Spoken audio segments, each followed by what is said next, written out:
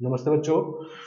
तो आज हम लोग नया चैप्टर स्टार्ट करेंगे, परमुटेशन कॉम्बिनेशन। ठीक है ना। इसे हम लोग बाइनोमियल थ्योरम के और उसके लास्ट में नेगेटिव इंटीजर पावर वाला और पॉजिटिव इंटीजर पावर वाला बाइनोमियल का एप्लीकेशन देखे परमुटेशन कॉम्बिनेशन में। तो परमुटेशन कॉम्बिनेशन चैप्टर स्टार्ट करते हैं यहाँ से।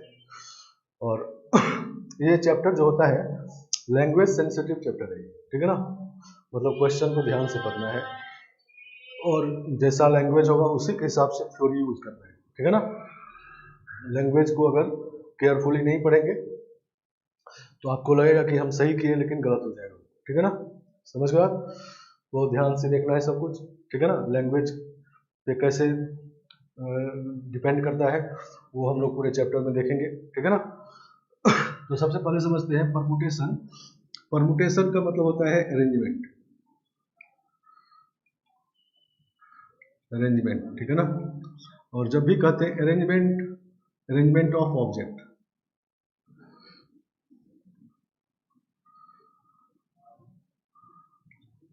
ठीक है ना। और जब भी अरेंजमेंट कहते हैं तो इसमें order of object is important.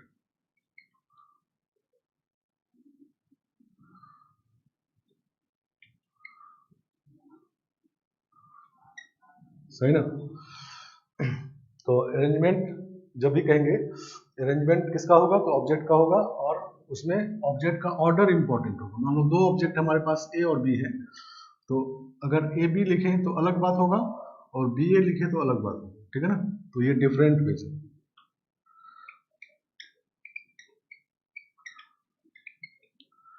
अगर अरेंजमेंट करना है तो ये डिफरेंट वेज है, क्योंकि इसमें ऑर्डर चेंज हो गया। तो ऑर्डर ये ए पहले बी बाद में है या बी पहले ए बाद में है, दोनों अलग अलग बात है अरेंजमेंट में, ठीक है ना। और कॉम्बिनेशन का मतलब होता है सिलेक्शन।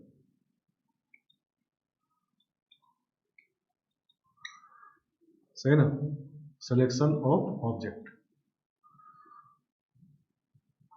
और जब भी कहते हैं सिलेक्शन ऑफ ऑब्जेक्ट, इसमें order of object is not important.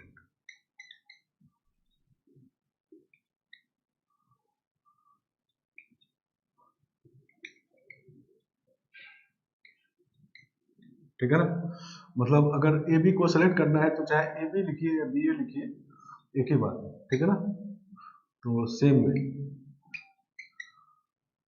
मतलब एक ही वे है, क्योंकि इसमें ऑर्डर का इंपॉर्टेंस नहीं है और ये दो डिफरेंट वे, ठीक है ना। समझ गए? तो परमुटेशन मतलब अरेंजमेंट, ठीक है ना। एक ही बात है, परमुटेशन कहा जाए अरेंजमेंट कहा जाए एक ही बात है, और कॉम्बिनेशन या सिलेक्शन कहा जाए तो एक ही बात है। समझ गए बात? और कभी कभी क्वेश्चन में ये कहा जाता है कि इस ऑब्जेक्ट को अरेंज करिए या सेलेक्ट करिए, इनमें से सेलेक्ट करिए, ठीक है ना।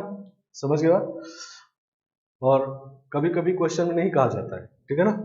तो उस केस में आपको खुद से समझना होगा कि सिलेक्शन करना है या अरेंजमेंट करना है, ठीक है ना। जैसे मान लो 1 2 3 से 3 डिजिट का नंबर बनाना है, ठीक है ना। समझ गए बात? तो 3 डिजिट का नंबर बनाना है तो इसमें ऑर्डर का इंपॉर्टेंस होगा नहीं। मान लो 1 2 3 कोई बनाता है तो अलग नंबर हो गया, और 2 1 3 बनाता है तो अलग नंबर हो गया नहीं, और 3 1 2 बनाता है तो अलग नंबर हो गया नहीं। तो तीन ही ऑब्जेक्ट है लेकिन ऑर्डर चेंज होने से वे चेंज हो गया नहीं। तो इसका मतलब ये अरेंजमेंट है, ठीक है ना। मतलब अगर गिवन डिजिट से नंबर बनाना है तो इसका मतलब अरेंज करना है, ठीक है ना। क्योंकि इसमें ऑर्डर का इंपॉर्टेंस होगा, ऑर्डर चेंज होने से नंबर चेंज हो गया, वे चेंज हो गया, तो यहाँ अरेंज करेंगे, ठीक है ना। यहाँ खुद समझना है कि अरेंज करेंगे, ठीक है ना। और भी इसमें बनेंगे, मान लो 1 3 2 बनेगा, 2 3 1 बनेगा और 3 2 1 नहीं, ये 6 वेज हो, ठीक है ना। अगर इससे 3 डिजिट का नंबर बनाना है, लेकिन कहा गया 1 2 3 में से तीनों को सेलेक्ट करना है। सेलेक्ट करना है अगर, तो सिलेक्शन लिखा ही है इसमें, तो सीधा 1 2 3 एक वे हो गया नहीं। सही ना। सिलेक्शन कहा गया है तो इसमें ऑर्डर का इंपॉर्टेंस नहीं होगा। और 3 डिजिट से 3 डिजिट का नंबर बनाना है, तो चूंकि इसमें ऑर्डर इंपॉर्टेंस है तो खुद समझना है कि अरेंज करना है, ठीक है ना। आया बात समझ में? तो सिलेक्शन और अरेंजमेंट कभी कभी क्वेश्चन में लिखा रहता है कि सिलेक्ट करिए या अरेंज करिए, और कभी कभी आपको खुद से समझना होता है, ठीक है ना।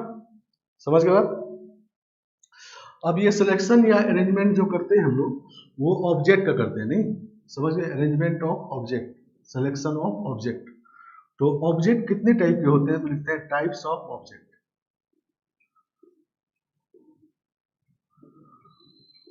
टाइप्स ऑफ ऑब्जेक्ट, ऑब्जेक्ट कितने टाइप के होते हैं, ठीक है ना। तो 3 टाइप के ऑब्जेक्ट होते हैं, एक होता है डिफरेंट ऑब्जेक्ट्स,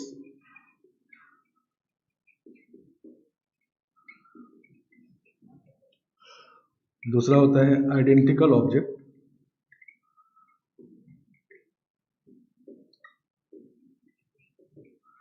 और तीसरा होता है मिक्स टाइप ऑब्जेक्ट।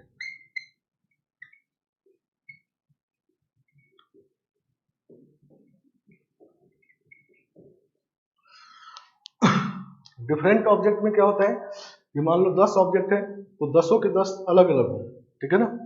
जैसे यहाँ पर 3 ऑब्जेक्ट है 1 2 3, तो तीनों अलग अलग है, नहीं तो डिफरेंट ऑब्जेक्ट्स है, ठीक है ना। या कभी कभी क्वेश्चन में कहा जाता है कि ये डिफरेंट ऑब्जेक्ट है, और कभी कभी खुद से समझना होता है, जैसे 3 डिजिट दे दिया और कहा गया इससे नंबर बनाना है, तो समझना है कि डिफरेंट ऑब्जेक्ट है। या 10% कहा गया तो 10% मतलब 10 डिफरेंट ऑब्जेक्ट, ठीक है ना, समझ गए बात। या इंग्लिश अल्फाबेट का मान लो 4 लेटर दे दिया ABCD, तो ये डिफरेंट ऑब्जेक्ट है, ठीक है ना, समझ गए बात। तो ये बात कभी कभी आपको खुद समझना होता है, और कभी कभी क्वेश्चन में दिया जाता है कि ये डिफरेंट है। जैसे मान लो 10 मैंगोज कहा गया, तो 10 मैंगोज डिफरेंट भी हो सकते हैं, आइडेंटिकल भी हो सकते हैं, ठीक है ना। तो वहां पर मेंशन रहेगा कि आइडेंटिकल है या डिफरेंट है, नहीं, समझ गए बात। आइडेंटिकल ऑब्जेक्ट का मतलब सबके सब आइडेंटिकल होंगे नहीं, जैसे 10 1 रुपये कॉइन कहा गया तो सबका वैल्यू 1 रुपया है, तो सभी आइडेंटिकल है। या 10 आइडेंटिकल मैंगोज कहा गया, या 10 ऑरेंजेस कहा गया, नहीं, जैसे पीछे हम लोग क्वेश्चन किए भी थे। तो आइडेंटिकल ऑब्जेक्ट में सबके सब ऑब्जेक्ट आइडेंटिटी एक जैसे होते हैं। और तीसरा होता है मिक्स टाइप। मिक्स टाइप में मतलब दोनों टाइप का मिक्सचर रहेगा, इन दोनों टाइप ऑब्जेक्ट का मिक्सचर रहेगा इसमें। जैसे मान लो कहा दिया गया 10 मैंगोज और 12 ऑरेंजेस,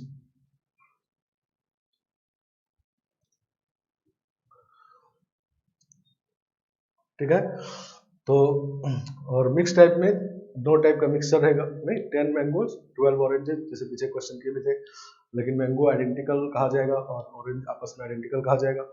तो इसमें कुछ कुछ डिफरेंट भी है, कुछ कुछ आइडेंटिकल भी है, नहीं। जैसे ये कहा गया कि 4 डिजिट है 1 2 2 3, नहीं, ऐसे। तो ये दोनों आइडेंटिकल है और कुछ डिफरेंट भी है, नहीं। तो ये मिक्स टाइप ऑब्जेक्ट है, ठीक है ना, समझ गए बात। ये आपका डिफरेंट ऑब्जेक्ट है, ठीक है ना, समझ गए बात। आइडेंटिकल ऑब्जेक्ट में सभी एक जैसे होंगे, ठीक है ना। तो ये जो हम लोग परमुटेशन या कॉम्बिनेशन पढ़ेंगे, ये तीनों टाइप के ऑब्जेक्ट का पढ़ेंगे, ठीक है ना। यही लैंग्वेज है, मतलब क्वेश्चन जब पढ़ेंगे तो पहले हम लोगों को ये ध्यान देना है कि इस क्वेश्चन में क्या करना है। परमुटेशन मतलब अरेंजमेंट करना है या कॉम्बिनेशन सिलेक्शन करना है, ठीक है ना, समझ के पहले ये देखना है। और उसके बाद देखना है किस टाइप का ऑब्जेक्ट करना है, ठीक है ना। तो इन तीनों टाइप के लिए थ्योरी होगा अलग अलग, और उसी को यूज करना है, ठीक है ना। अब मान लो लैंग्वेज पे ध्यान नहीं दिए, डिफरेंट आइडेंटिकल पे, और डिफरेंट वाले को आइडेंटिकल में यूज कर दिए, आइडेंटिकल वाले डिफरेंट में यूज कर दिए, तो क्वेश्चन गलत हो जाएगा, आंसर नहीं आप सोचोगे सही है, इसमें गलती क्या है। तो ये बात को ध्यान देना है, ठीक है ना, समझ गए। और इस चैप्टर में एक तीसरा पार्ट भी होता है, परमुटेशन कॉम्बिनेशन 2 पार्ट हुआ, और एक तीसरा पार्ट होता है दोनों को मिक्स करके, नहीं, उसमें कुछ कुछ पार्ट्स सिलेक्शन होता है और कुछ पार्ट में अरेंजमेंट होता है, ठीक है ना। तो उसको कहते हैं ग्रुप डिस्ट्रीब्यूशन, वो तीसरा पार्ट है। वो काम भी हम लोग इन्हीं तीनों टाइप का ऑब्जेक्ट करते हैं, ठीक है ना, समझ गए आप। मतलब इस चैप्टर में 3 पार्ट हो गए, परमुटेशन कॉम्बिनेशन, एक में खाली अरेंज करना होगा, एक में खाली सेलेक्ट करना होगा, और तीसरे में दोनों मिक्स करना होगा, ठीक है ना। और ये तीनों पार्ट 3 टाइप के ऑब्जेक्ट का करना है, ठीक है ना, समझ गया। और इन तीनों में से कौन सा करना है ये पहले समझना है, नहीं, और वो काम किस टाइप का ऑब्जेक्ट का करना है ये समझना है, ठीक है ना। बस यही पूरा चैप्टर है, समझ गए बात। और वो काम, यही बात आप समझ गए ध्यान से, तो आपके सारे क्वेश्चन पूरा कंफ्यूजन चैप्टर का दूर हो गया, ठीक है ना, समझ गए बात। उसके हिसाब से सीधा थ्योरी लगाओगे, सीधा आंसर आएगा, ठीक है ना। मतलब अगर क्वेश्चन डिफिकल्ट भी है तो अब उसी के अंदर आपको सोचना है, ठीक है ना, समझ गए बात। मतलब उसके बाहर अब नहीं सोचना है, बाकी चीज इलिमिनेट हो गई नहीं, क्योंकि 3 चीज पढ़ना है, 3 टाइप, मतलब टोटल 9 कॉम्बिनेशन हो गए ना, ठीक है ना। परमुटेशन 3 का, फिर कॉम्बिनेशन 3 का, फिर ग्रुप डिस्ट्रीब्यूशन 3 का, तो 9 कॉम्बिनेशन हो गया। तो पहले से तो 9 में से किसी एक पे आना है, ठीक है ना। अब एक पे जब पहुंच गए आप, तो या तो क्वेश्चन तुरंत सॉल्व हो जाएगा नहीं, या उसके अंदर फिर ट्विस्ट होगा नहीं। तो बस ट्विस्ट अब आपको एक ही पे काम करना है, बाकी 8 एलिमिनेट हो गया नहीं, समझ गए बात। तो मतलब इजी हो गया आपका काम, ठीक है ना। अब जो बात है कि ये जब हम लोग नंबर ऑफ वेज निकालते हैं, जैसे 3 डिजिट लेकर के 3 डिजिट का नंबर बनाना है, तो 6 नंबर बना, 6 डिफरेंट नंबर, तो 6 वेज, मतलब जब हम लोग आंसर 6 वे निकाले, तो ये 6 डिफरेंट वे होता है नहीं। देखो इसमें से कोई 2 वे एक जैसा नहीं है नहीं, ठीक है ना, सभी 6 अलग अलग तरीके हैं, ठीक है ना, कुछ ना कुछ अंतर है, समझ गए आप। तो जब भी हम लोग आंसर निकालते हैं कि 100 वे है, तो 100 वे मतलब 100 डिफरेंट वे, ठीक है ना, उसमें से कोई 2 भी एक जैसा नहीं है। तो कभी कभी क्या होता है कि नंबर ऑफ वेज निकाले 10 वेज, और फिर उसी क्वेश्चन में 20 वेज निकाले, और अब बीच में कभी कभी ऐड करना होता है, कभी मल्टीप्लाई करना होता है, ठीक है ना, ये काम भी करना होता है नहीं। मतलब एक ही क्वेश्चन में अगर नंबर ऑफ वेज निकाले 3-4 नंबर ऑफ वेज निकाल लिए, और फिर ये सोचना होता है कि उसको ऐड करें या मल्टीप्लाई करें, ठीक है ना। तो ऐड कब करते हैं नंबर ऑफ वेज को, और मल्टीप्लाई कब करते हैं, तो ये देखते हैं हम लोग। तो उसके लिए हम लोग टॉपिक लिखते हैं fundamental principle of counting.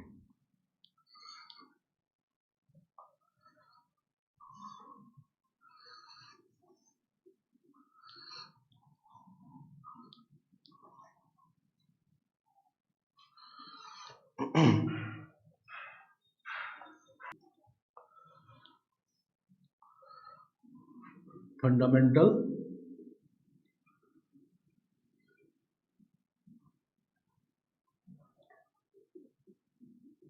Principle of counting, fundamental principle of counting, इसको शॉर्ट में हम लोग FPC भी करते हैं, ठीक है ना, फंडामेंटल प्रिंसिपल ऑफ काउंटिंग, समझ गए बात। मतलब ये पढ़ते हैं हम लोग कि कब डिफरेंट नंबर ऑफ वेज को ऐड और कब मल्टीप्लाई करते हैं, ठीक है ना, सही ना। इस काम को करने के लिए फंडामेंटल प्रिंसिपल ऑफ काउंटिंग। तो इसमें लिखते देखो, इफ एन एक्सपेरिमेंट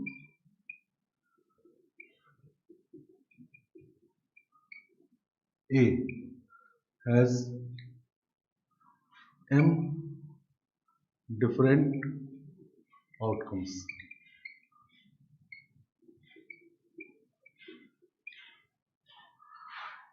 ठीक है ना, m different outcomes, and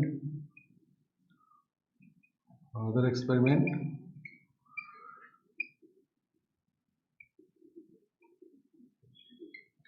B has n different outcomes।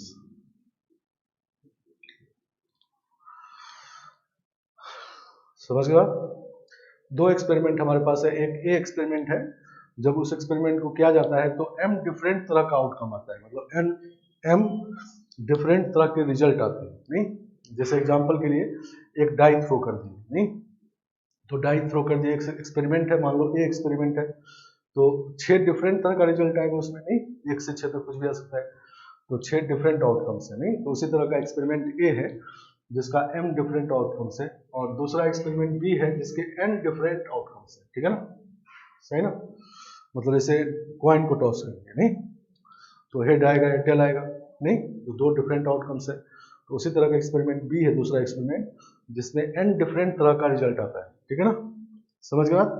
Then number of outcomes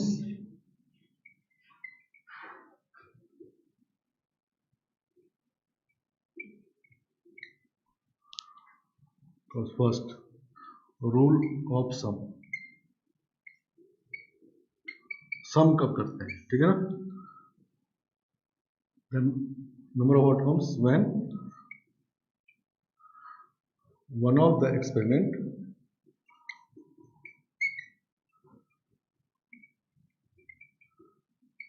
is performed.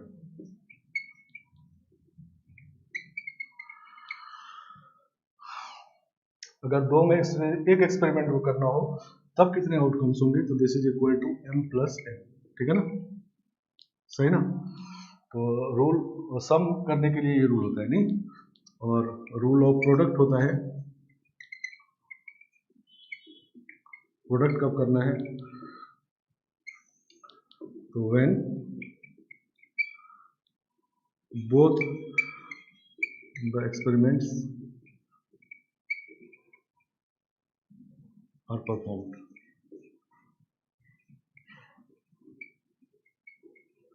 This is equal to m into n, ठीक है ना, समझ गया। तो अगर दो अलग अलग एक्सपेरिमेंट है जिसके एक का m डिफरेंट आउटकम्स है, एक का n डिफरेंट आउटकम्स है, तो दोनों में से एक को करना होगा तब नंबर ऑफ आउटकम्स होगा m प्लस n, और दोनों को करना होगा तब m इंटू n, ठीक है ना, सही ना। इसको ठीक से समझते हैं, जिसे तो एक्सपेरिमेंट के फॉर्म में लिखा गया है, इसको हर क्वेश्चन में यूज करना है, तो क्या है ये समझते हैं ध्यान से, जिसको इसको हर जगह यूज कर पाए। चलो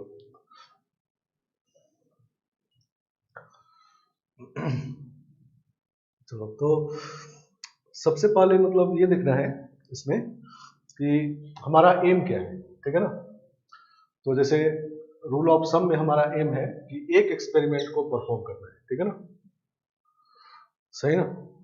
मतलब दो एक्सपेरिमेंट हमारे पास है, एक का m डिफरेंट आउटकम्स और एक का n डिफरेंट आउटकम्स, लेकिन एक ही को परफॉर्म उसमें से करना है, ठीक है ना, तब कितने वेज होंगे, ठीक है। तो एक को पहले ए को परफॉर्म किए तो m तरह का आउटकम आया, तो m पे पहुंच गए क्योंकि एक एक करना था, तो प्लस लगाए और फिर दूसरे तरीके से m पे पहुंचे, क्योंकि b को भी कर सकते हैं, एक करना है तो b को भी कर सकते हैं, तो n पॉसिबल आउटकम्स, ठीक है ना, सही ना। मतलब प्लस का साइन कब लगाना है, जब m पे पहुंच गए एक बार और फिर कोई और तरीका m पे पहुंचने का है तो प्लस लगा के फिर m पे पहुंचेंगे, ठीक है ना, समझ गए बात।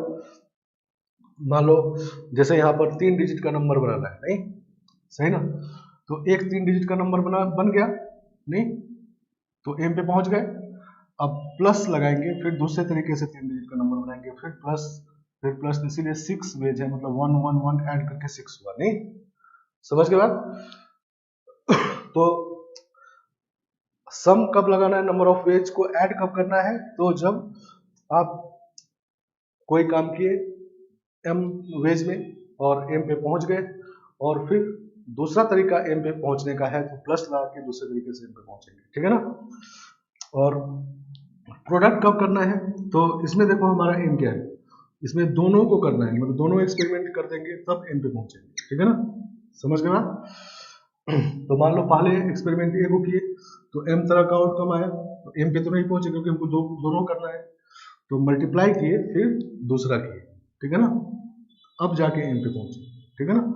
तो m पे पहुंचने से पहले जितने नंबर ऑफ वेज हैं उसको मल्टीप्लाई करते हैं, ठीक है ना, समझ गए बात। और इसी में मान लो ऐड करके, और ऐड कब करते, जब दो एक्सपेरिमेंट हो गया, और भी कोई तरीका होता दो एक्सपेरिमेंट करने का तो ऐड करके फिर करते हैं, ठीक है ना, समझ गए बात। मतलब नंबर रूल ऑफ सम और प्रोडक्ट कब करना है ये डिपेंड करता है कि हमारा एम क्या है, ठीक है ना, समझ गए बात।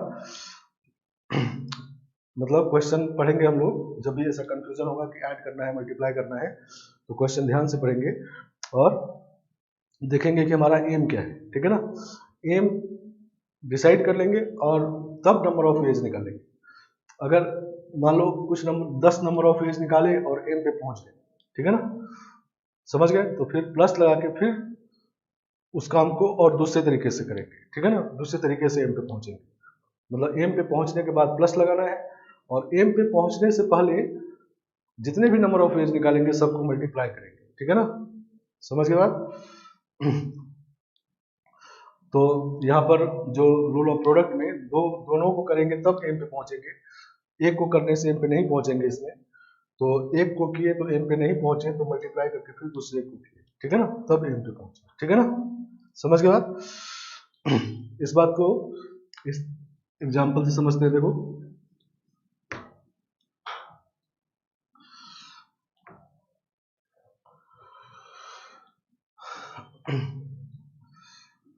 देखो ये एक प्लेस है ए, ये प्लेस है,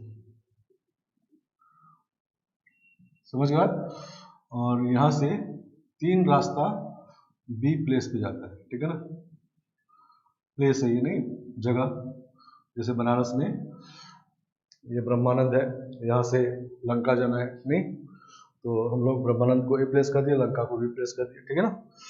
तो ए से बी जाने का 3 डिफरेंट वेज है, ठीक है ना, समझ गए, और इसी तरह से बी से सी जाने का फिर 2 डिफरेंट वेज है, और यहाँ से 3 डिफरेंट वेज है डी पे जाने का, ठीक है ना, और इससे ई पर जा सकते हैं 2 तरीके से, और डी पर फिर से 3 तरीके से, सही ना, और 2 रास्ता ऐसा है जो सीधा ए से डी तक है, सही ना। तो ये रोड नेटवर्क है किसी शहर का, इसमें 5 प्लेस बनाया गया है A B C D E, और 5 जगह कनेक्ट करने वाले रोड इसमें दिखाया गया है, नहीं जो एक लाइन है, एक रास्ता है, दूसरा लाइन दूसरा, तीसरा लाइन तीसरा, नहीं इस तरह से, ठीक है ना, क्लियर है। तो अब हम लोग को मान लो ए से डी पर जाना है, ठीक है ना, कितने डिफरेंट वेज में ए से डी पर जा सकते हैं, ठीक है ना, सही ना। तो ए से डी पर जाने के लिए देखो क्या करेंगे, हमारा एम हो गया ए से डी तक, मतलब जब तक डी पे नहीं पहुंचेंगे तो एम पे नहीं पहुंचेंगे, ठीक है ना, समझ गए। तो पहले हम लोग ए से डी सीधा 2 तरीके से जाएंगे, 2 डिफरेंट वे से, ठीक है ना, एम पे पहुंच गए तो प्लस करेंगे, नहीं अब दूसरे तरीके से एम पे पहुंचेंगे, तो 3 रास्ता ये है, एम पे नहीं पहुंचे हैं अभी 3 रास्ते से, तो मल्टीप्लाई करेंगे, फिर 2 रास्ता ये है, फिर 3 रास्ता ये है, एम पे अब पहुंचे तो ये हो गया। फिर तीसरे तरीके से एम पे पहुंचते हैं, 2 रास्ता इधर गया, एम पे तो नहीं पहुंचे, 3 रास्ता ये गया, एम पे नहीं पहुंचने से के पहले, एम पे पहुंचने से पहले जितना भी नंबर ऑफ फेज है सबको मल्टीप्लाई करना है, और एम पे एक बार पहुंच गए तो प्लस करके दूसरे तरीके से एम पे पहुंचना है, फिर तीसरे तरीके से एम पे पहुंचना है, नहीं इस तरीके से, ठीक है ना। तो ए से डी पर पहुंचने के टोटल नंबर ऑफ वेज हो गए 2, और ये है 18 और 6, तो 26 वेज, और वेज जब भी लिखते हैं डिफरेंट वेज, ठीक है ना। तो ए से डी पर जाने के लिए 26 डिफरेंट वेज है, समझ गए बात, समझ गए। तो कब मल्टीप्लाई करना है और कब ऐड करना है, तो हमारा एम था ए से डी जाने का, तो जब तक डी पे नहीं पहुंच जाएंगे तब तक जितने नंबर ऑफ वेज निकालेंगे सबको मल्टीप्लाई करेंगे, और एक बार एम पे पहुंच गए मतलब डी पे पहुंच गए, और तब और कोई रास्ता है डी पे पहुंचने का तो प्लस लगा के उस रास्ते से पहुंचेंगे, ठीक है ना, समझ गए। मतलब ऐड कब करना है, तो एम पे पहुंचने के बाद, मल्टीप्लाई कब करना है, तो एम पे पहुंचने से पहले, ठीक है ना, क्लियर। अब मान लो इसी क्वेश्चन में हम लोग का एम चेंज कर दें, ए से सी जाना है, ठीक है ना, ए से सी तक जाना है, तब नंबर ऑफ वेज देखो, तो 3 2 नहीं 3 तरीके से बी पे गए, एम पे नहीं पहुंचे हैं, फिर 2 तरीके से सी पे गए, एम पे पहुंच गए, नहीं प्लस 2 तरीका ये और 3 तरीका ये, एम पे पहुंच गए, ठीक है ना, और फिर 2 3 3 नहीं 2 तरीके से ई पे आए, फिर डी पे गए, और फिर 3 तरीके से सी पे गए, एम पे पहुंच गए, नहीं तो ये हो गया 6 + 6 + 18, तो ये 30 वेज हो, ठीक है ना, समझ गए। तो एक ही रोड नेटवर्क है, एक ही रोड नेटवर्क है, और हम लोग का नंबर ऑफ वेज चेंज हो गया क्योंकि एम चेंज हो गया, नहीं मतलब प्लस और मल्टीप्लिकेशन साइन का पोजीशन चेंज हो गया, नहीं। तो कब ये प्लस करना है, कब मल्टीप्लाई करना है, क्लियर हो जाना चाहिए, ठीक है ना, समझ गए आप। अब इसमें और अगर मान लो कोई ये समझता है कि यहाँ से हम डी पे जाना है तो गए डी पे, एक ये हो गया, दो तरीका तो ये हुआ, और फिर ये वाला यहाँ लिखा हुआ है, इधर वाला ये लिखा हुआ है, नहीं। अब कोई कहता नहीं हम यहाँ पर घूम के डी में जाएंगे फिर घूम के जाएंगे, नहीं, तो ऐसा प्रैक्टिकल नहीं है। एक बार जब प्लेस पे पहुंच गए फिर सर वहां से दोबारा चल देंगे फिर उसी प्लेस पहुंचेंगे, ठीक है ना। तो इनफाइनाइट वेज हो जाएगी, नहीं। तो किसी प्लेस को रिपीट नहीं करना है, ठीक है ना, समझ गए आप, ठीक है, तब ये नंबर ऑफ वेज, ठीक है, आ गया समझ में। चलो, तो ये है फंडामेंटल प्रिंसिपल ऑफ काउंटिंग, ठीक है ना। तो जब भी ऐड मल्टीप्लाई करने में कंफ्यूजन हो तो इस बात को तुरंत माइंड में लाएंगे और इसके हिसाब से ऐड और मल्टीप्लाई करेंगे।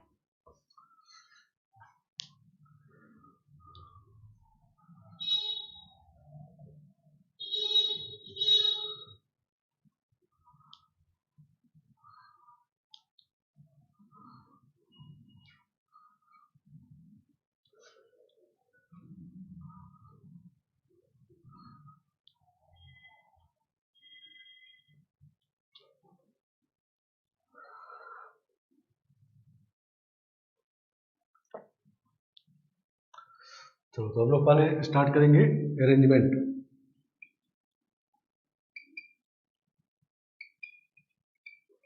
अरेंजमेंट, फिर सिलेक्शन, फिर ग्रुप डिस्ट्रीब्यूशन, तीन पार्ट में पढ़ेंगे इसको, और तीन तीन टाइप का ऑब्जेक्ट का पढ़ेंगे, ठीक है ना।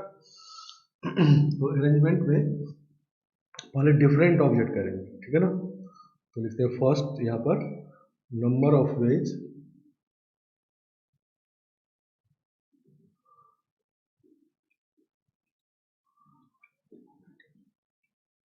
of arranging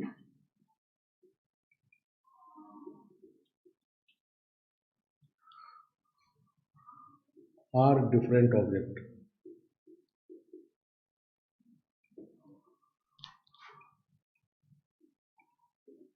out of n different object।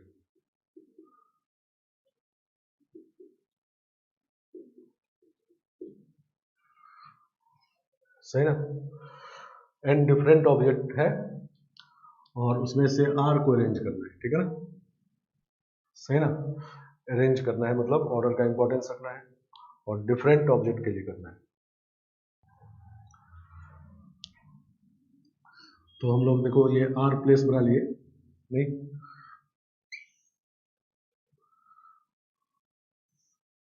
1 2 3 and 4 और ये आर एस प्लेस, ठीक है ना। ये पहला प्लेस, दूसरा प्लेस, तीसरा प्लेस, चौथा प्लेस और ये आर एस प्लेस, ठीक है ना। चलो, अब एन ऑब्जेक्ट में से आर को अरेंज करना, नहीं अरेंज करना तो ऑर्डर का इंपॉर्टेंस है, तो पहले प्लेस पे पहले आते हैं, पहले प्लेस पे एन डिफरेंट वे से किसी को रख सकते हैं, नहीं, समझ गए। पर एन जो ऑब्जेक्ट डिफरेंट है उसमें से किसी एक को रख सकते हैं यहाँ पर, तो एन डिफरेंट तरीका होगा यहाँ रखने का, नहीं। और हम लोगों को आर डिजिट आर प्लेस को अरेंज करना है, तो हमारा एम है आर प्लेस को अरेंज करना। तो अभी तो पहले प्लेस को अरेंज किए तो एम पे नहीं पहुंचे हैं, तो मल्टीप्लाई करेंगे और फिर दूसरे प्लेस पर अरेंज करेंगे, ठीक है ना। तो n माइनस वन वे, नहीं, क्योंकि एक को यहाँ पर रख चुके हैं तो उसको छोड़ के बाकी n माइनस वन में से किसी एक को रखेंगे, नहीं, तो n minus one different way से यहाँ रखेंगे, ठीक है ना। और इसी तरह से यहाँ के लिए n माइनस टू वे और चौथे प्लेस के लिए n माइनस थ्री वेज, नहीं, तो चौथे प्लेस के लिए n माइनस थ्री वेज, तो आठवें प्लेस के लिए n minus r minus one ways, ठीक है ना। समझ गए। तो ये सब मल्टीप्लाई रहेगा, क्योंकि जब तक आर को प्लेस को अरेंज नहीं कर लेंगे तब तक एम पे नहीं पहुंचेंगे, ठीक है ना।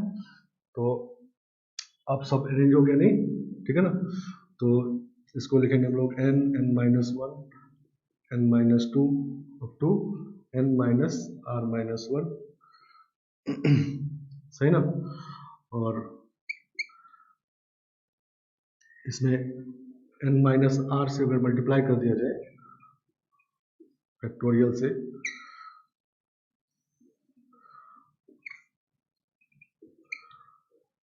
तो पहले n minus r minus one तक था, अब यहाँ से 1 से लेके n माइनस आर तक यहाँ मल्टीप्लाई है, अब 1 से n तक मल्टीप्लाई हो गया नहीं, तो ऊपर में हो गया आपका n फैक्टोरियल और नीचे n माइनस आर फैक्टोरियल, तो इसको कहते हैं हम लोग NPR, ठीक है ना, सही ना, NPR का ये मतलब होता है, ठीक है ना। और इसमें अगर r फैक्टोरियल और डिवाइड करके मल्टीप्लाई करें तो NCR हो जाएगा, ये इसको लिख सकते हैं NCR इंटू फैक्टोरियल r, एक ही बात है तो, ठीक है ना। इसमें r फैक्टोरियल अगर डिवाइड और मल्टीप्लाई कर दें तो NCR इंटू r फैक्टोरियल हो जाएगा नहीं, तो NCR इंटू r फैक्टोरियल को ही NPR लिखते हैं, ठीक है ना, सही ना। तो n डिफरेंट ऑब्जेक्ट में से अगर r ऑब्जेक्ट को अरेंज करना हो, ठीक है ना, तो ये लिखे चाहे ये लिखे चाहे ये लिखे, सब एक ही बात है, ठीक है ना। तो NPR होता है, ठीक है ना। लेकिन ये तब होता है when repetition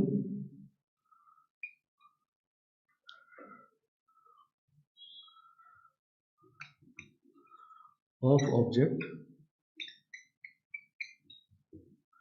is not important, is not allowed.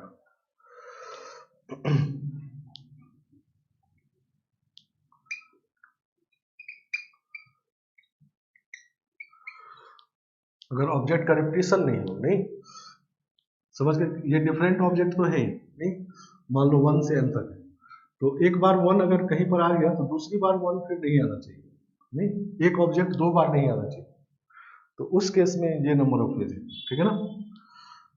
और जब रिपीटिशन अलाउ हो जाएगा तो तब देखो आर प्लेस पर अरेंज करते हैं, ये पहला दूसरा तीसरा चौथा 1 2 3 4 और ये आरवा प्लेस, ठीक है ना। तो अब पहले प्लेस पर n डिफरेंट वेज नहीं, अब यहाँ वाला ऑब्जेक्ट यहाँ भी आ सकता है, रिपीटिशन अलाउड है, तो ये भी n तरीका, यहाँ भी n तरीका, यहाँ भी n तरीका और यहाँ भी n तरीका, ठीक है ना, समझ गए आप। तो ये हो गया n का पावर r, ये तब होता है when repetition of object is allowed। मतलब कोई ऑब्जेक्ट बार बार अगर आ सकता है तब नंबर ऑफ वेज ये है, ठीक है ना, समझ गए। मतलब अब ये क्लियर होना चाहिए कि इस नंबर ऑफ वेज में ये भी इंक्लूडेड है, मतलब क्योंकि यहाँ पर n वेज था और सेकेंड प्लेस पर वहाँ n माइनस वन वे है, यहाँ n वे है, मतलब वो चीज तो इसमें है और थोड़ा ज्यादा भी है, जो यहाँ पर आया वो भी आ गया और उसके साथ साथ अलग वाला भी आया, नहीं सही ना। तो जब रिपीटिशन इज अलाउड का मतलब ये भी है कि विदाउट रिपीटिशन वाला भी है और साथ साथ रिपीटिशन वाला भी है, ठीक है ना, समझ गए बात। तो जब भी n डिफरेंट ऑब्जेक्ट में से r को अरेंज करना हो तो हमारे पास ये डिफरेंट दो फॉर्मूला है यहाँ पर, ठीक है ना, एक ये और एक ये, ठीक है ना। अगर ऑब्जेक्ट रिपीटिशन अलाउड नहीं है तो ये वाला, अलाउड है तो ये वाला, ठीक है ना, समझ गए आप। और इस फॉर्मूला का उल्टा मतलब भी समझना, ठीक है ना, सही ना। तो NPR का उल्टा मतलब क्या, तो ये वाला नहीं, NPR denotes number of ways of arranging R object out of n different object, ठीक है ना,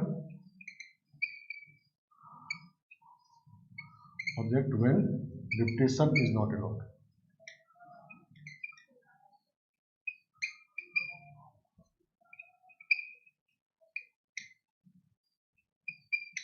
सही ना,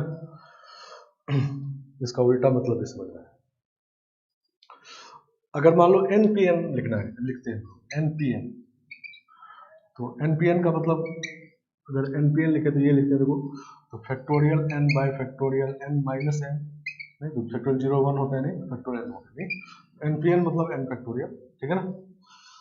और NCN जो होता है वो 1 होता है, नहीं वो पीछे पढ़ चुके हम लोग, नहीं। तो npn का मतलब n फैक्टोरियल, तो ये npn क्या रिप्रेजेंट करेगा, this denotes number of ways of arranging n object out of n different object, मतलब n में से n को अरेंज करना हो और रिपीटेशन अलाउड नहीं हो तो इसका मतलब n फैक्टोरियल, ठीक है ना, समझ गए बात। जैसे एग्जांपल लिखते हैं,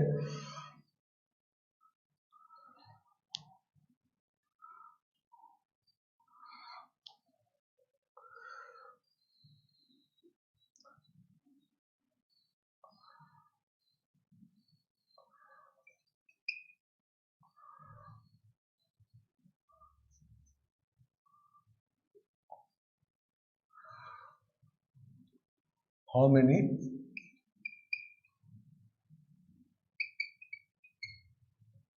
three digit number can be formed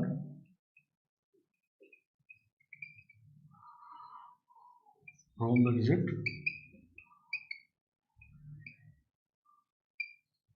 digits 1 2 3 4 5, इस 5 में से 3 डिजिट का नंबर बनाना है, ठीक है ना। पहला when repetition is not allowed,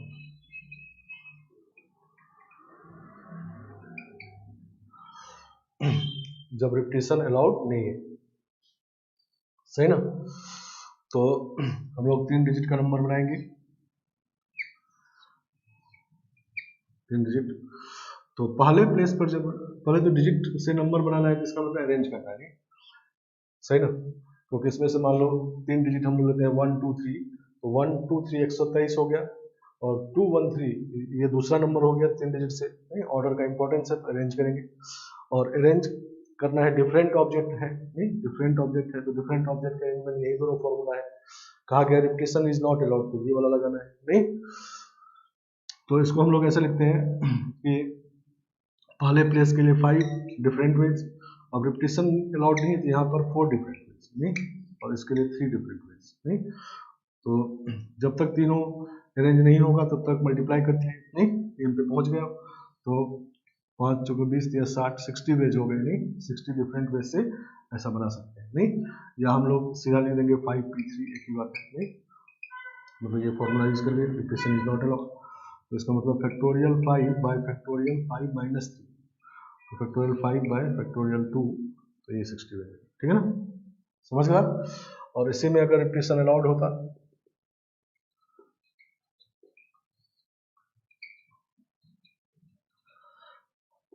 is allowed, ठीक है ना,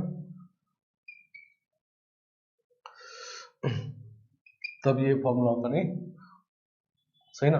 तो इसके लिए 5 तरीका, इसके लिए 5 तरीका, इसके लिए 5 तरीका, नहीं, तो इसमें 5 तरीका, 5 डिफरेंट वेज, और अब जो यहाँ पर आया वो यहाँ आ सकता है, नहीं, रिपीटिशन अलाउड है, तो यहाँ भी 5 तरीका, और इसके लिए 5 तरीका, ठीक है ना। तो 5 क्यूब n का पावर r, तो 125 वेज, तो ये 125 वेज ज्यादा है, ये 60 वेज से, मतलब ये 60 वेज तो इसमें है ही, और उसके बाद इसमें रिपीटिशन वाला भी, ठीक है ना, सही ना। अच्छा मान लो अब इसी में तीसरा पार्ट ये होता,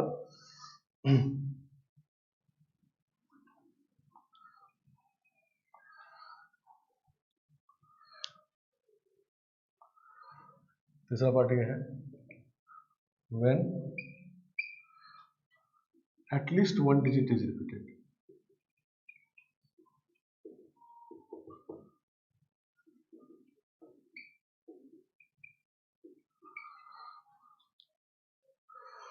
ऐसे कितने नंबर होंगे जिसमें कम से कम 1 डिजिट रिपीटेड हो, ठीक है ना। तो जो ये नंबर ऑफ वेज निकाले इसमें कोई रिपीटेशन नहीं है, 0 डिजिट रिपीटेड है, नहीं, और इसमें 0 डिजिट रिपीटेशन वाला भी है, 1 2 3 4 सब, 3 डिजिट ही बनाना है, तो 1 2 3 सब है इसमें, नहीं। तो इसमें से इसको अगर सब्ट्रैक्ट कर दें, ठीक है ना, तो ये मिल जाएगा, कम से कम एक रिपीट वाला आ जाएगा, नहीं, तो ये है विथ रिपीटेशन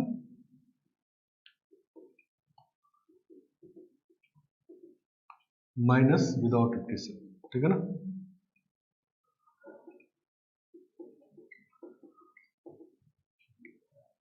आ रहा होगा समझ में? नहीं, क्योंकि ये जो 60 वेज निकाले हैं इसमें कोई रिपीटेशन नहीं, जीरो रिपीटेड है, नहीं मतलब इसमें से 3 डिजिट लेकर के मान लो 1 2 3 लिए, तो 3 डिजिट का 1 2 3 नंबर बनाना है या 3 2 1 बनाना है, नहीं तो वो सब इसमें कोई रिपीटेशन इसमें नहीं। इसमें जो है ये तो सारा है ही जीरो डिजिट वाला, और इसमें रिपीटेशन वाला भी है, मतलब 1 डिजिट रिपीट हुआ या 2 डिजिट रिपीट हुआ या 3 डिजिट रिपीट हुआ, नहीं तो जब विदाउट रिपीटेशन वाले को इसमें सब्ट्रैक्ट कर लेंगे तो कम से कम एक तो अब रिपीटेड रहेगा ही, नहीं तो this is equal to 125 minus 60, तो दिस इज 65, ठीक है ना। तो 65 नंबर 3 डिजिट नंबर ऐसे होंगे इसमें कम से कम एक डिजिट रिपीटेड होगा, नहीं मतलब ये जो नंबर होगा किस किस तरह का होगा, तो मान लो 1 रिपीट होगा तो 1 1 2 होगा, या 1 2 1 होगा, 1 2 1 1 होगा, नहीं इसी तरह से कभी 2 रिपीट होगा, नहीं तो इस तरह से मिलकर 65 होगा, ठीक है ना। इसमें तो एक डिजिट रिपीटेड है 1, कभी तीनों रिपीटेड हो जाए, नहीं 1 1 1 आ जाए, नहीं सही ना। तो 65 नंबर से ऐसे होंगे, ठीक है ना। तो अब ये है कि जब हम लोग ये समझ गए कि डिफरेंट ऑब्जेक्ट में को अगर अरेंज करना है तो सबसे पहले ये पता कर लेंगे कि पहले तो अरेंजमेंट देख लिए, डिफरेंट ऑब्जेक्ट देख लिए, और उसके बाद देखें कि रिपीटेशन अलाउड है या नहीं है, ठीक है ना, समझ गया। कभी कभी ये बात क्वेश्चन में लिखा रहेगा कि रिपीटेशन अलाउड, जैसे इसमें लिखा हुआ है, और या नहीं लिखा हुआ है कि repetition is not allowed, question mentioned है, लेकिन कभी कभी आपको खुद समझना होगा, ठीक है ना। जैसे मान लो कहा गया कि 5 डिजिट का सारा नंबर, तो 5 डिजिट का सारा नंबर जब कहा जाएगा या 3 डिजिट का सारा नंबर कहा जाएगा तो उसमें 112 भी नंबर है और 121 भी नंबर है, नहीं तो उसमें रिपीटेशन वाला भी है, विदाउट रिपीटेशन वाला भी है, ठीक है ना, सही ना, क्लियर। तो अगर विथ रिपीटेशन ना लिखे, ये जो लिखा हुआ है विथ रिपीटेशन वाला, when repetition is not allowed, इसलिए इसमें कहा जाता है कि find all 3 digit number form by the digits this, all 3 digit number कहा गया तो उसमें रिपीटेशन वाला भी आ गया, नहीं तो वहां खुद समझना रिपीटेशन अलाउड है। एक बात तो ये कि ये फॉर्मूला लगा, ये फॉर्मूला। दूसरा कि अब इतना क्वेश्चन इजी तो नहीं होगा कि ये दोनों फॉर्मूले से काम चल जाए, नहीं तो होता क्या है कि कुछ रिस्ट्रिक्शन क्वेश्चन में होते हैं, ठीक है ना, मतलब अरेंज करना होगा, डिफरेंट ऑब्जेक्ट को अरेंज करना होगा, और विथ रिपीटेशन विदाउट रिपीटेशन देखने के बाद भी और कुछ रिस्ट्रिक्शन होंगे, नहीं समझ गया। जैसे कभी कभी कहा जाए इवन नंबर बनाइए, कभी कहा जाएगा ऑड नंबर बनाइए, नहीं सही ना, कभी कभी कहा जाएगा कि फर्स्ट यूनिट प्लेस जो होना चाहिए वो उसमें 2 ही चीज रख सकते हैं, नहीं जैसे यहाँ पर 3 तरीके से रखे तो कहा जाएगा इसमें कोई एक ही रखना है, ठीक है ना, क्वेश्चन घुमा के लेकिन कहा जाएगा। तो क्वेश्चन का डिफिकल्टी जो होता है वो डिपेंड करता है रिस्ट्रिक्शन पे, कि ये फॉर्मूला डायरेक्ट यूज करने के लिए क्वेश्चन नहीं रहेगा, तो क्या रिस्ट्रिक्शन है, किस प्लेस पर रिस्ट्रिक्शन है, वो रिस्ट्रिक्शन रिजॉल्व करना है, तब ये यूज करना है, नहीं मतलब ये जो नंबर बने हैं 125 नंबर, इसमें क्या है कि कोई कहीं आ सकता है, कोई रिस्ट्रिक्शन किसी प्लेस पे नहीं है, ठीक है ना, समझ गया। ये पांचों के पांचों डिजिट यहाँ भी आ सकते हैं, यहाँ भी आ सकते हैं, यहाँ कोई रिस्ट्रिक्शन नहीं है, सही ना। लेकिन कभी कभी क्वेश्चन में रिस्ट्रिक्शन होगा, नहीं और वही क्वेश्चन का डिफिकल्टी डिसाइड करता है, ठीक है ना। तो पहले तब उसकी जब रिस्ट्रिक्शन आ जाए किसी प्लेस पर, तब ये फॉर्मूला यूज डायरेक्ट नहीं करना है, पहले उस रिस्ट्रिक्शन को रिजॉल्व करना है, और जब सभी प्लेस पे आ सकते हैं तब जाके ये फॉर्मूला यूज करना है, नहीं समझ गया। तो ये फॉर्मूला यूज करने के लिए कोई भी ऑब्जेक्ट किसी प्लेस पे जा सकता है, ठीक है ना, तब ये फॉर्मूला है। लेकिन अगर क्वेश्चन के हिसाब से रिस्ट्रिक्शन लगा हुआ है कि किसी प्लेस पर कोई जाएगा, किसी प्लेस पे कोई नहीं जाएगा, तो फिर उसके हिसाब से हम लोग रिस्ट्रिक्शन रिजॉल्व करके तब फॉर्मूला लगाएंगे, नहीं जैसे देखो एग्जांपल समझते हैं इस बात को।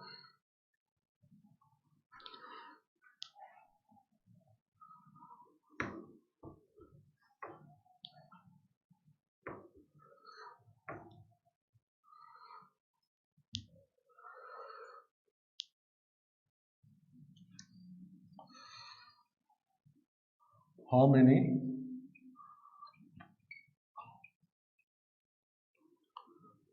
Five digit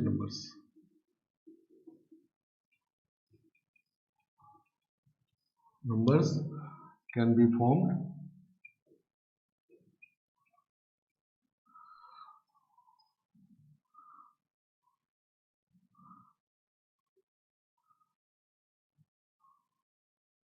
using digits.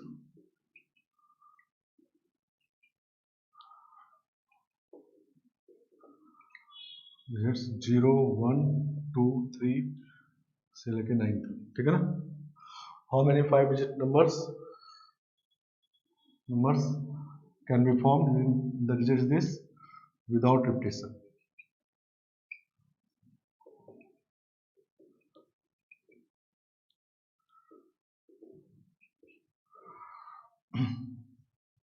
सही ना।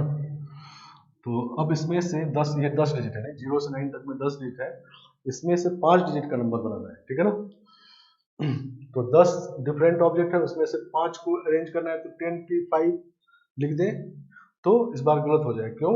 क्योंकि जब 5 डिजिट का नंबर बनाना है, देखो 1, 2, 3, 4, 5, तो पहले प्लेस पर अब 0 नहीं आया सकता है, ठीक है ना। सही ना।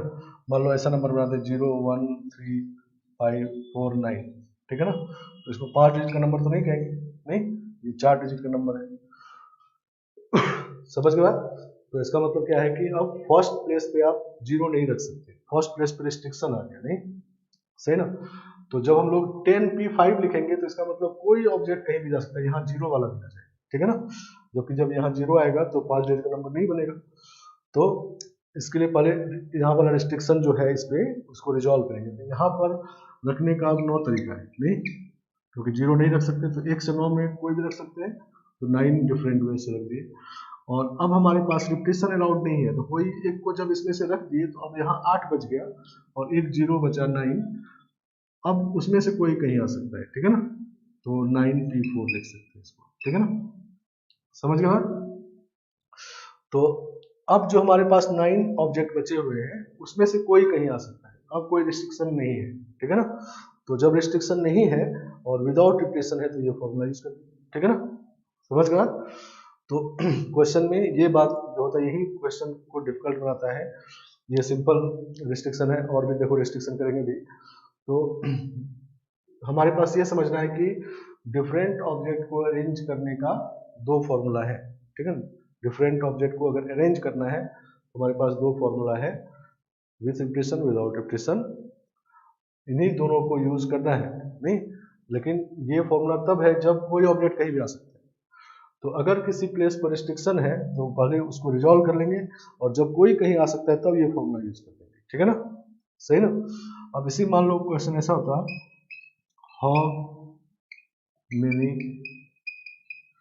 ऑफ दीज नंबर्स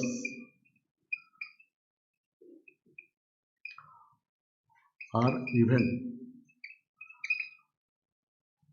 इनमें से कितने नंबर इवन होंगे, इवन नंबर्स निकालते हैं, ठीक है ना।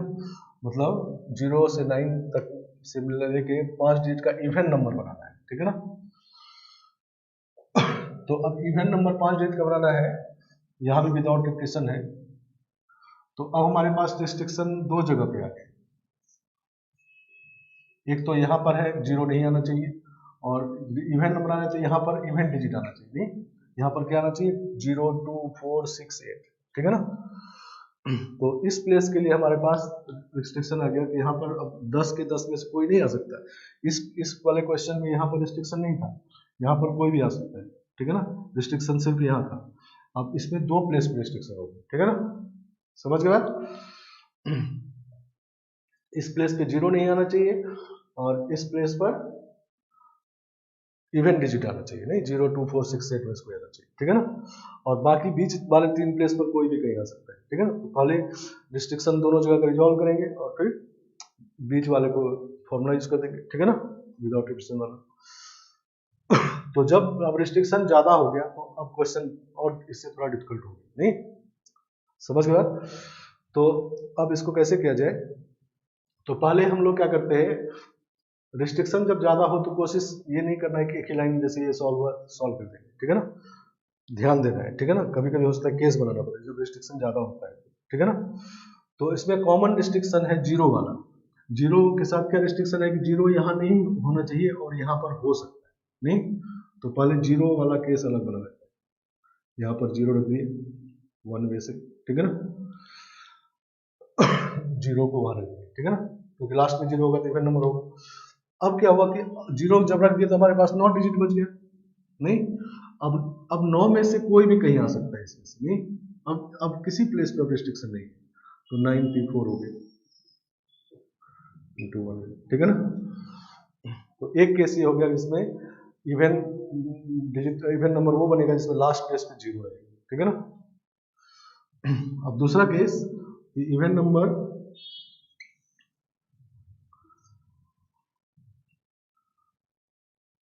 5 डिजिट है, 5 डिजिट, ठीक है ना। दूसरा इवन नंबर ऐसा बनता है इसमें 2 4 6 8 1 में स्क्वायर है, तो भी इवन बनेगा। तो 4 तरीका यहाँ के लिए हो गया। नहीं, इस चारों में से 4 डिफरेंट में से कोई एक रखना है, तो 4 डिफरेंट में हो गया। अब 2 4 6 8 में से कोई यहाँ रख दिए तो हमारे पास 9 डिजिट अभी बचा हुआ है, लेकिन उसमें 0 ही बचा हुआ है। नहीं, 0 ही बचा हुआ, और 0 को यहाँ नहीं रखना है, तो यहाँ के लिए आप 8 वेज हो गए। नहीं, 8 वे कैसे हो गया, क्लियर है। तो पहले तो यहाँ पर 2 4 6 8 में से कोई रख दिए, तो एक रख दिए तो बच गया 9, 10 था तो एक रख दिए तो 9 बच गया, और उस 9 में कंफर्म है कि 0 भी है, क्योंकि 0 को यहाँ नहीं रखे, ठीक है ना। तो 0 को वहाँ नहीं रखना है, तो यहाँ के लिए अब 8 डिफरेंट ऑप्शन है, ठीक है ना। अभी रिस्ट्रिक्शन यहाँ का बचा हुआ था, तो यहाँ पर फॉर्मूला यूज ना करके यहाँ पर रिजॉल्व किए, ठीक है ना, 8 डिफरेंट वे से। अब आपके पास 8 बचा हुआ, क्योंकि एक यहाँ रख दिए, एक यहाँ रख दिए, 10 है तो 2 रख दिए तो 8 बचा है, और 8 में से अब इन प्लेस पे कोई कहीं आ सकता है, तो 8p3 हो गया। नहीं, और सबको मल्टीप्लाई क्योंकि क्लियर है, क्योंकि जब तक 5 डिजिट का नंबर नहीं बनेगा तब तक मल्टीप्लाई करते रहेंगे, ठीक है ना।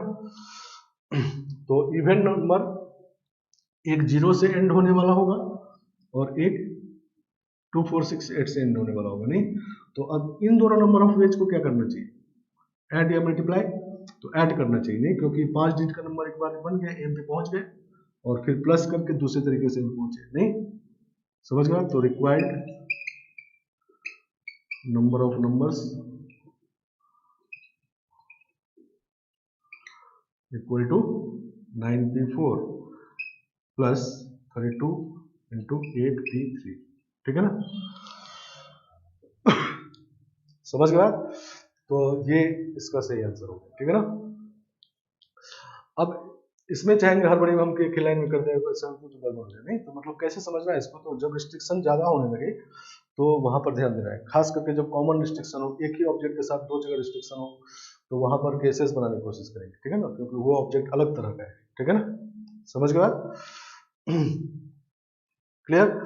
तो इस तरह से अगर क्वेश्चन को समझेंगे तो ये नंबर से डिजिट बना रहे हैं, डिजिट से नंबर बना रहे हैं, कभी लेटर से वर्ड बनाना होगा, तो सब एक ही तरह का लगेगा। नहीं, तो जब रिस्ट्रिक्शन ज्यादा होता है, जैसे इसमें 2 जगह रिस्ट्रिक्शन हो गया, तो वैसे क्वेश्चन को करने के लिए हम लोग एक तो केस बनाए, 2 केस बना, और कभी 3 केस भी बन सकता है, 4 केस भी बन सकता है, तो उसका इंडायरेक्ट मेथड भी होता है, ठीक है ना।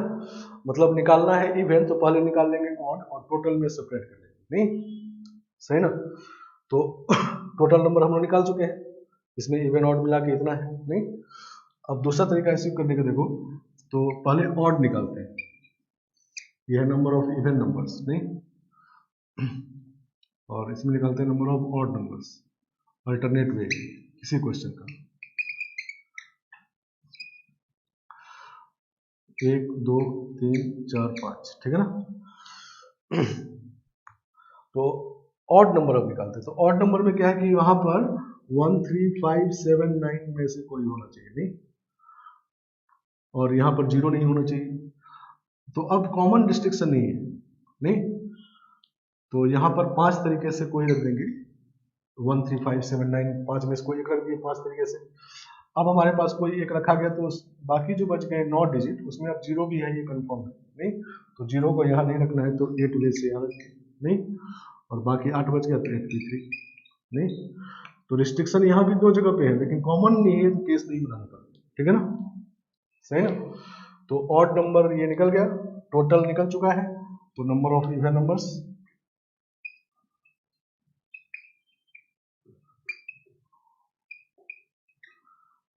This is 9 into 9p4 minus 40 into 8p3। सही ना। तो कभी कभी ये भी काम करते हैं कि मान लो उसमें 2 ही केस बना, 2 स्टेप की, इसमें भी 2 स्टेप करना पड़ा, ये भी और वो भी। तो मान लो कभी कभी उसमें 4 केस बनेगा, तो वैसे केस में हम लोग उल्टा भी सॉल्व करते हैं ऐसे क्वेश्चन को, डायरेक्ट मेथड कहेंगे उसको। ये टोटल निकाल लिए और जो हमको जो केस 4 केस चाहिए वो छोड़ के बाकी जो नहीं चाहिए उसको सब्ट्रैक्ट करिए, ठीक है ना। समझ गया। तो ये निकल गया, ठीक है ना, आ गया समझ में। तो ये था अरेंजमेंट को हम लोग देखे नहीं, तो ये थ्योरी है। अरेंजमेंट जैसे ही आए पहले तो क्वेश्चन समझना कि अरेंजमेंट का है, ये कभी कभी लिखा होगा और कभी कभी खुद समझना है। जैसे इसमें कहा गया how many 5 digit number can be formed in this digit, तो डिजिट से नंबर बनाना है तो ऑर्डर का इंपॉर्टेंस है, तो अरेंजमेंट है, ठीक है ना। और फिर देखना है कि ऑब्जेक्ट कैसा है, डिफरेंट ऑब्जेक्ट है नहीं। तो जब डिफरेंट ऑब्जेक्ट को अरेंज करना हो, फॉर्मूला हमारे पास 2 ही है, एक एनपीआर है जिसमें रिपीटिशन नहीं है और एक एनपीआर है जिसमें रिपीटिशन है। मतलब इसमें रिपीटिशन है, मतलब रिपीटिशन वाला भी है, विदाउट रिपीटिशन वाला भी है, सब है इसमें, ठीक है ना, समझ गया। लेकिन क्वेश्चन में रिस्ट्रिक्शन होता है, ठीक है। तो रिस्ट्रिक्शन डिफिकल्ट सीधा फॉर्मूले क्वेश्चन नहीं है मैं, तो रिस्ट्रिक्शन को रिजॉल्व करना ही यही समझना है, ठीक है ना। तो हम लोग ये समझे कि रिस्ट्रिक्शन कैसे रिजॉल्व करते हैं, और जब एक से ज़्यादा रिस्ट्रिक्शन हो जाए तो उन क्वेश्चन को कैसे समझ के और सॉल्व करते हैं, ठीक है ना। तो अगले क्लासेस में और हम लोग इसको क्वेश्चन करेंगे, ठीक है ना, और रिस्ट्रिक्शन वाले क्वेश्चन करेंगे, डिफरेंट टाइप के, लेटर से वर्ड वाला, डिजिट से नंबर वाला नहीं, पर्सन को अरेंज करने वाला, ठीक है ना।